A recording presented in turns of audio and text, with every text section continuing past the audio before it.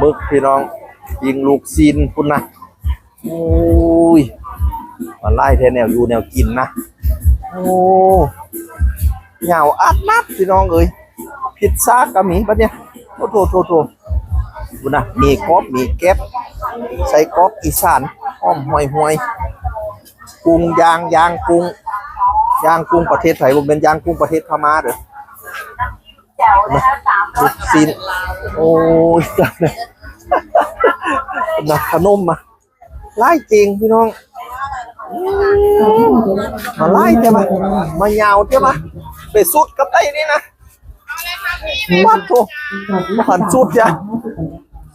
ไปสิไปฮอตสุดทางวะเนี่ยปัดเหนียวอัดลัด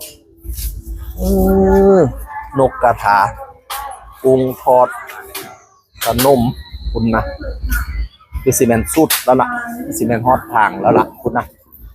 โอ้โหเงาอัดลาดเขาว่าเป็นสีเงาฮอตปาร์คสมที่ว่าเฮ้ยเงาคักเงาเนี่ยป๊อปคอร์นชาเย็นชาเขียวเราตรงไหนมาโอ้ลายยาซักลายก็ซักอยู่นี่ติเสียผ้าโอ้เสียกี่ละโอ้ลายจังโอ้ทุเรียนมาเป็นแต่แซ่บใช่ปะทุเรียนครับทุเรียนภูเขาไฟศรีสะเกษบ้านอย่างมาสุดเสียพี่เป็นเกมพี่น้องมุมต่างพี่เป็นเกมบ้านตะไลกาแฟยาวอีลีตั้งแต่วันที่30ถึงวันที่8ตุลาเด้อพี่น้องเพราะฟันซ่าเสียงขานเบอร์สุดเจ็ดนะคะมีแล้วใส่มีแล้ววางนะสุดพอพี่น้องอ้าวไปให้มันสุดพูดให้มันถึงนะคะไปต่อนะคะหมายเลขตัวต่อไป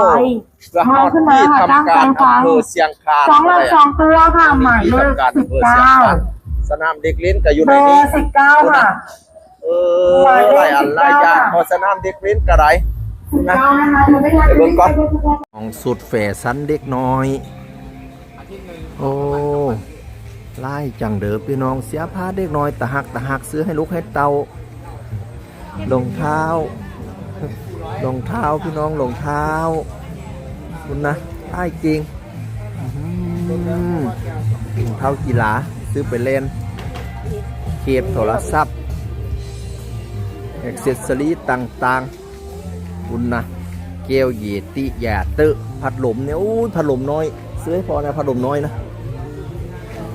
คุณนะโบฟูกพมกีดฟูกพม20 บาททุกอย่างมาสั้นเอามาดีแท้20 บาททุกอย่างพี่น้อง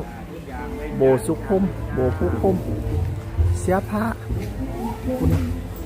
โอ้ย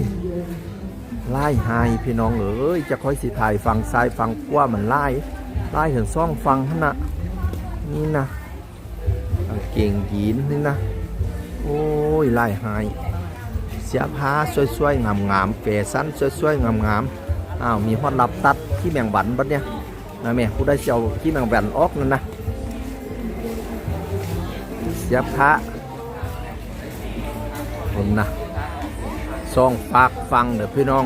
ยาวอารัดจนฮอตปัดทาโคกก็ยังมาโอ้สุดยอดไล่คักไล่เน่มารถงานออกพรรษาเสียงขานวันที่30กันยายนถึงวันที่8ตุลาคมไม่ผิดหวังทั้งฝั่งไทยฝั่งลาวเฝ้ามาด่วน